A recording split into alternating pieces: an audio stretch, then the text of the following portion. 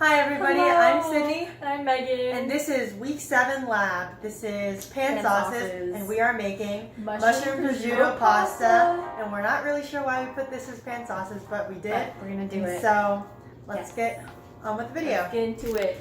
For ingredients, you'll need pasta, prosciutto, garlic, thyme, salt, cream, chicken broth, olive oil, butter, and mushrooms. Do you remember when we told you guys to salt your water a lot like the ocean? Well, this is me salting pasta water. Very salty. Yes. Very salty. This is really salty salt. I don't actually know what kind of salt it is. I think it's kosher salt. Kosher salt. Now I'm going to cut my onion in that one video, that one time. You don't cut all the way down. You cut like most of the way down. Oh, it's making me cry.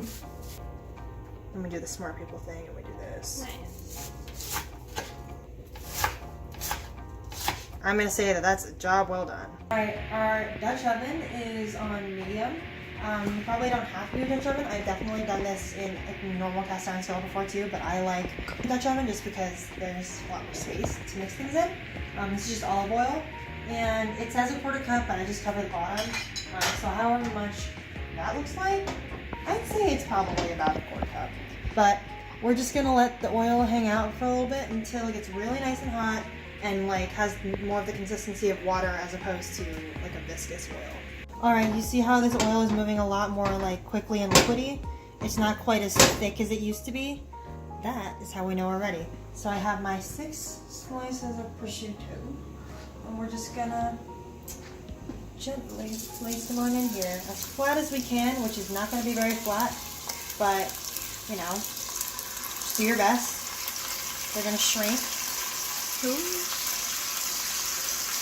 We got these from Trader Joe's. These are from Trader Joe's. We usually use half a packet, and then we'll use the other one next time.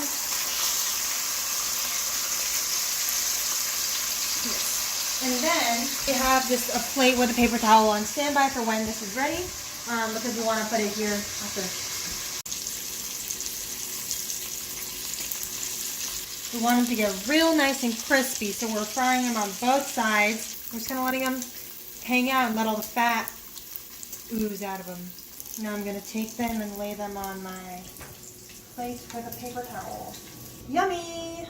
Now is the mushrooms. I like to get the sliced mushrooms because where we shop, it's they're the same price as regular mushrooms, and if it means I don't have to slice things, then that's great. These are just normal white mushrooms. You can pick whatever you want, but these ones are just the cheapest and they're great and I love them, so we just eat these all the time. And these are kind of leftover from last week, so I'm just putting these in as well in addition to the original pound. They're going to shrink a lot anyways. I know it looks like a ton of mushrooms, but they shrink a lot. We're just trying to cook I can't curse in here. We're just trying to cook these mushrooms down a lot. As you can see, they're already turning browner, but we're just kind of letting them hang out, and we want them to really wilt, and they're going to become really insignificant looking. Take a look. Mushrooms are losing a lot of their water.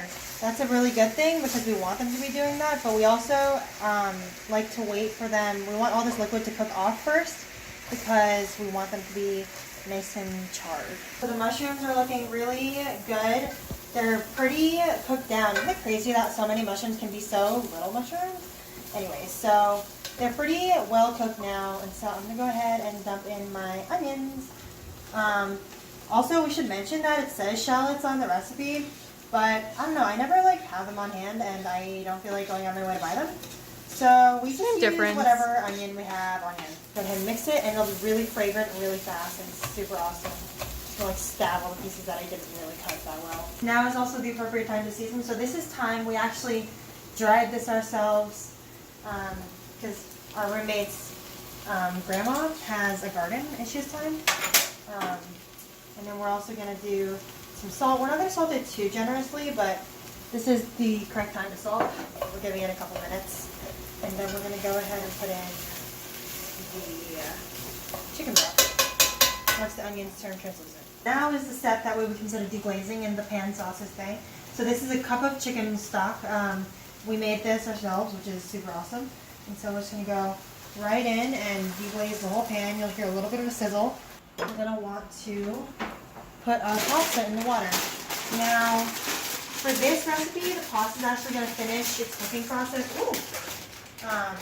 in the sauce. So we're actually gonna cook this only until it's like very, very al dente. Alexa. 7 minutes, starting now.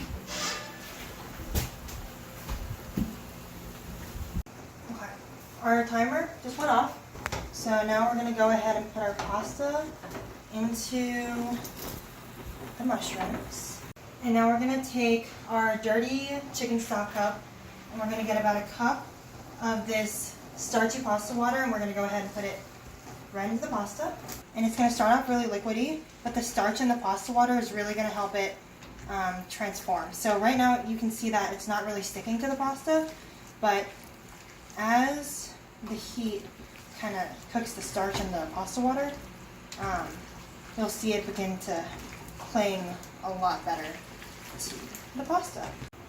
And while we are cooking down our pasta liquid, we are also going to put in half of our prosciutto. We're just going to crumble it down into small pieces. This is going to help add some salt. And so we're going to put in 3 of our slices and break it in. And we'll keep mixing it. Alright, and now that you can see the sauce is clinging a little bit more to the noodles, that it's a little thicker and the noodles are a little softer as well, we're going to go ahead and put in our cream. If you don't have cream, I've done it with milk, it works just fine. But the cream is just, it's a little better. And we're just going to do this for a little bit. And then we're going to turn the heat off. And we're just going to let it hang out for about a minute. Then we'll add our butter.